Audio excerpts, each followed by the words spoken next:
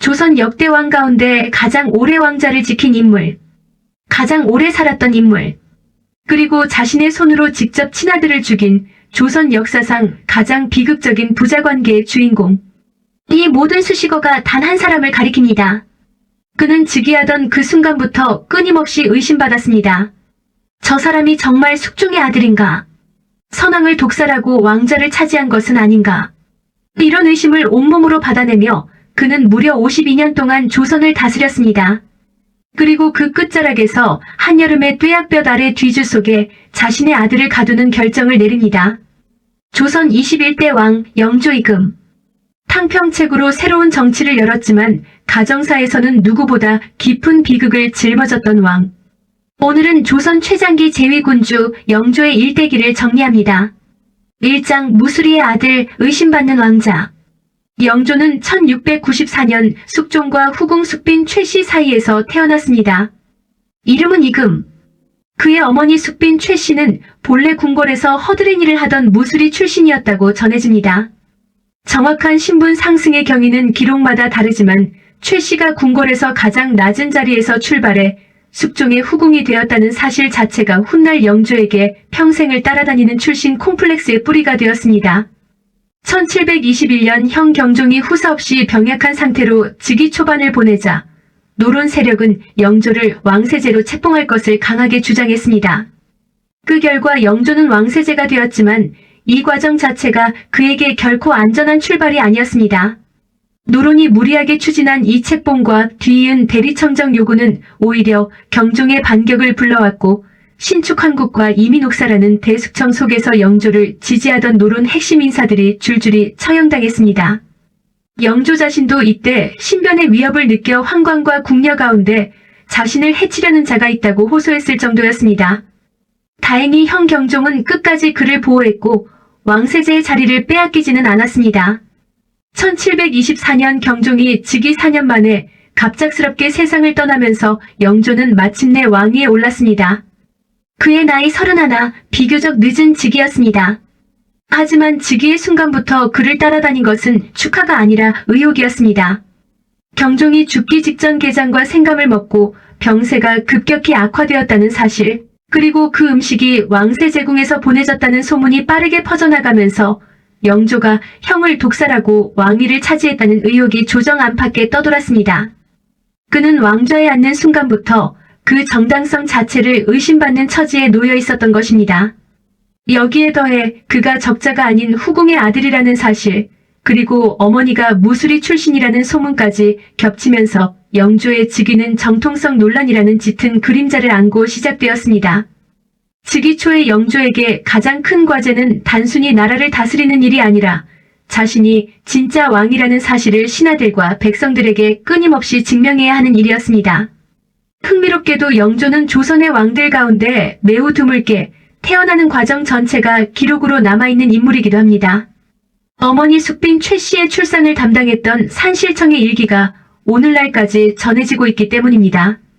어쩌면 이런 꼼꼼한 기록 역시 자신의 출신을 둘러싼 의심을 의식한 결과였을지도 모릅니다. 2장 즉위 초의 경랑, 정미왕국과 이인좌의 난. 즉위 초 영조가 가장 먼저 손을 댄 것은 자신을 암살하려 했던 소론 강경파를 처벌하는 일이었습니다. 신임 목사를 주도했던 김일경과 모코룡을 처형하고 노론 인사들을 신원하며 노론 정권을 다시 세웠습니다. 하지만 노론 강경파는 여기서 만족하지 않았습니다. 그들은 소론 전체를 완전히 제거해야 한다고 주장했고 영조는 이런 극단적인 요구를 받아들이지 않았습니다. 1727년 영조는 정미왕국을 통해 노론 강경파를 일부 물러나게 하고 소론 온건파를 다시 등용했습니다. 즉위 초부터 이미 그는 한쪽 당파에만 의존하지 않겠다는 신호를 보내고 있었던 것입니다. 그런데 이 결정은 뜻하지 않은 위기를 불러왔습니다. 정미왕국 이전부터 비밀리에 반란을 준비하던 소론 강경파와 남인 일부 세력이 전국이 자신들에게 유리하게 바뀌는 듯 보이자 오히려 거사를 서둘렀습니다. 1728년 이인좌를 중심으로 한 반란군이 충청도 청주성을 기습 점령했습니다. 장래 행렬로 위장의 관 속에 무기를 숨기고 성 안으로 들어가 일시에 병사를 일으킨 것입니다. 반란군은 영조가 숙종의 아들이 아니며 경종을 독살했다는 주장을 내걸고 소현세자의 후손인 밀풍군을 새로운 왕으로 세우겠다고 선언했습니다. 경종을 애도하는 흰옷을 입고 그의 위패를 모시며 조석으로 곡을 올렸다는 기록도 남아있습니다. 충청도, 전라도, 경상도, 삼남지방을 중심으로 반란의 불길이 빠르게 번져나갔습니다. 하지만 영조의 대응은 신속했습니다. 그는 평소 소론과 가까웠던 오명왕, 박문수 같은 인물들을 과감하게 토벌군 지휘관으로 발탁했습니다. 자신과 가까운 노론 인사가 아니라 반란군과 같은 당파에 속한 인물들에게 병권을 맡기는 모험이었습니다. 그러나 이 결정은 결과적으로 성공했습니다. 오명왕과 박문수는 반란 진압에 결정적인 공을 세우며 영조의 신뢰에 보답했고 반란은 약 보름 만에 평정되었습니다. 주모자 이인좌는 한양으로 압송되어 처형당했습니다. 이인좌의 난은 영조에게 뜻밖의 정치적 자산이 되었습니다. 그는 이 사건을 계기로 반란의 근본 원인이 붕당의 폐단에 있다는 점을 거듭 강조하며 당파를 가리지 않고 인재를 등용하는 탕평책의 정당성을 백성들과 신하들에게 설득력 있게 제시할 수 있었습니다. 위기 속에서 오히려 자신의 정치 철학을 증명해 보인 셈입니다. 다만 이 사건으로 반란의 중심에 섰던 영남 지역은 오랫동안 반역행이라는 낙인이 찍혔고 이는 이후 100년 넘게 영남 지역 인사들의 과거 응시에까지 영향을 미쳤습니다. 3장 탕평책, 새로운 정치를 향한 실험. 영조가 평생에 걸쳐 추진한 핵심 정책은 탕평책이었습니다. 탕평이라는 말은 어느 한쪽에도 치우치지 않는다는 예경전의 구절에서 따온 것으로 이미 아버지 숙종 시절부터 일부 신하들이 그 필요성을 거론하기는 했습니다. 하지만 실제로 이를 본격적인 국정 운영의 원리로 끌어올린 것은 영조였습니다. 그가 탕평책을 추진하게 된 배경은 분명했습니다. 그는 즉위 과정과 즉위 이후까지 왕위 자체를 부정당하는 극심한 당쟁의 폐해를 자기 몸으로 직접 겪었습니다. 형 경종 시절의 신임사와 그리고 자신을 겨냥한 이인좌의 난까지 당파 간의 극단적인 대립이 곧 왕권에 대한 직접적인 위협으로 이어진다는 사실을 누구보다 절실히 알고 있었습니다.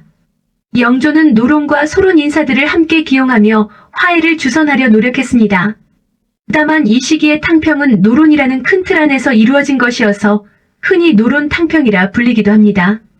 완전히 당파를 없애는 데는 한계가 있었지만 적어도 어느 한 당파가 전국을 독점하고 다른 당파를 완전히 배제하는 황국의 악순환만큼은 상당 부분 억제할 수 있었습니다. 영조는 스스로 자신의 치세에서 이루어낸 핵심 성과로 몇 가지를 꼽았는데 그 가운데 하나가 바로 이조 난관의 권한을 줄이고 살림이라 불리던 제야 명망가들의 정치적 영향력을 낮춘 일이었습니다. 특정 인맥이나 항맥을 통해 한쪽 당파가 인사권을 독점하던 관행에 손을 댄 것입니다. 영조는 또한 요순과 같은 고대 성왕을 자처하며 군주의 권위를 한층 끌어올리는 방식으로 왕권을 강화했습니다. 단순히 신하들 사이를 조정하는 데서 그치지 않고 군주 스스로가 모든 당파를 초월하는 절대적인 기준이 되어야 한다는 정치적 이상을 내세운 것입니다. 1755년에는 의뢰옥사를 통해 소론 내 자녀 강경파 세력이 완전히 몰락했고 이로써 노론이 전국 주도권을 확고히 다지는 결과로 이어졌습니다. 탕평책이 표방한 이상과 실제 정치 현실 사이에는 여전히 간극이 존재했던 것입니다. 그럼에도 영조 시대를 거치며 조선의 정치는 적어도 숙종 시대와 같은 극단적인 황국의 반복에서는 한 걸음 벗어날 수 있었습니다. 흥미롭게도 이 탕평이라는 정치적 이상은 음식 문화에도 흔적을 남겼습니다. 청포묵에 채소와 고기를 넣어 골고루 비벼 먹는 음식에 탕평채라는 이름이 붙은 것도 이 시기의 일입니다. 여러 빛깔의 재료가 한 그릇 안에서 조화를 이루는 모습이 여러 당파가 함께 어우러지기를 바랐던 영조의 정치적 지향과 맞아떨어졌기 때문입니다. 오늘날까지 전해지는 이 음식의 이름 하나에도 영조가 평생을 걸고 추진했던 정치적 실험의 흔적이 담겨있는 셈입니다. 4장 백성을 위한 개혁, 균역법과 민생정책. 탕평책으로 전국을 어느 정도 안정시킨 영조는 그 위에서 본격적인 민생개혁에 나섰습니다. 그 가운데 가장 대표적인 성과가 1750년에 시행된 균역법입니다. 당시 백성들은 군역을 직접 지는 대신 군포를 내야 했는데 그 부담이 지나치게 무거웠습니다. 심지어 노인이나 어린아이, 이미 죽은 사람에게까지 군포를 징수하는 폐단이 있을 정도였습니다. 이런 가혹한 수탈은 백성들을 유랑민으로 내몰았고 일부는 도적이 되어 관아와 지주를 습격하는 사회 불안으로까지 이어지고 있었습니다. 영조는 이런 양역의 폐단을 직접 인식하고 백성들이 부담하는 군포의 양을 절반 가까이 줄이는 균역법을 강력하게 추진했습니다. 줄어든 재정은 결작이라는 새로운 세목과 어염세, 선박세 등을 통해 보충했습니다. 이 개혁은 결코 순탄하게 이루어지지 않았습니다. 기존의 군포 수입에 의존하던 세력들의 반발이 적지 않았지만 영조는 세자에게 대리청정을 맡긴 직후부터 강한 의지로 이를 밀어붙였고 탕평을 지지하는 신하들의 도움을 받아 끝내 성사시켰습니다. 균역법은 백성들의 삶을 실질적으로 개선한 정책으로 평가받습니다. 이 외에도 영조는 다양한 분야에서 제도 정비에 힘썼습니다. 당파가 장악하고 있던 병권을 병조로 귀속시켜 군사 지휘권을 정비했고 국가 재정 운영의 기준이 되는 탁지정례를 마련했습니다. 형벌 제도에서도 개혁을 단행해 사망 원인을 규명하는 법의학서인 무언록을 편찬했고 사형수에 대해서는 3번에 걸쳐 신중하게 심리하는 삼복법을 엄격하게 시행해 억울한 죽음을 줄이고자 했습니다.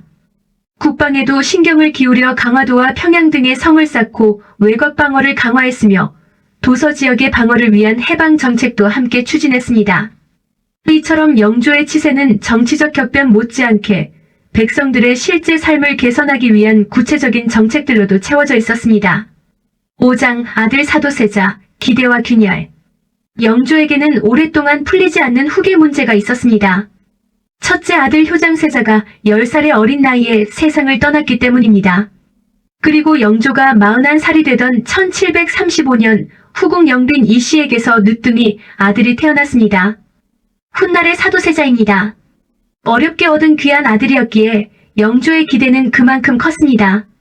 세자는 5살 무렵부터 학문을 배우는 서연을 시작했고 그 교육은 매우 엄격하게 이루어졌습니다. 1749년 세자가 15살이 되던 해 영조는 그에게 대리청정을 맡겼습니다. 표면적으로는 임금 자리에 연연하지 않는다는 명분과 국정이 정체되지 않게 한다는 명분, 그리고 세자에게 정사를 미리 익히게 한다는 명분이 있었습니다. 실제로 세자의 대리청정 기간 동안 균역법과 같은 중요한 개혁들이 추진되기도 했습니다. 하지만 세자가 점차 자라 왕위를 이어받을 나이가 가까워지면서 두 사람의 관계는 서서히 균열을 보이기 시작했습니다. 영조는 세자의 학문적 성취와 태도에 만족하지 못했고 주변 대신들이 만류할 정도로 그를 가혹하게 대하기 시작했습니다.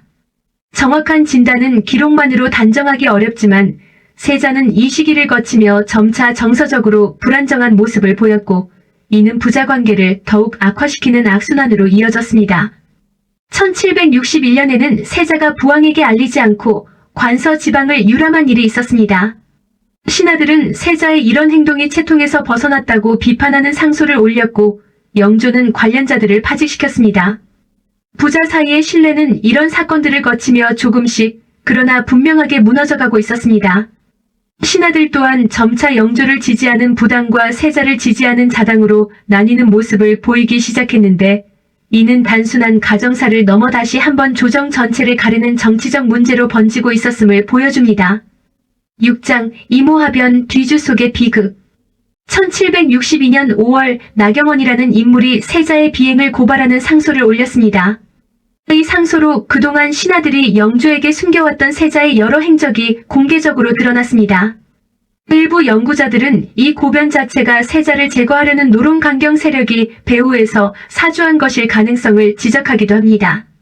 어쨌든 분노한 영조는 20여일 동안 세자에 대한 용서의 제스처를 전혀 보이지 않았고 처분을 두려워하던 세자는 음력 윤 5월 11일 밤 영조를 해치기 위해 경희궁 쪽으로 향하다가 다시 돌아온 일까지 있었던 것으로 전해집니다. 결국 윤 5월 13일 영조는 세자를 패하여 서인으로 만들고 세자와 그의 어머니 영빈 이씨의 거듭된 간청에도 불구하고 뒤주에 가두라는 명을 내렸습니다. 한여름의 뙤약볕 아래 세자는 뒤주 속에서 여러 날을 버티다가 결국 숨을 거두었습니다. 이 사건을 이모하변 또는 이모옥이라 부릅니다.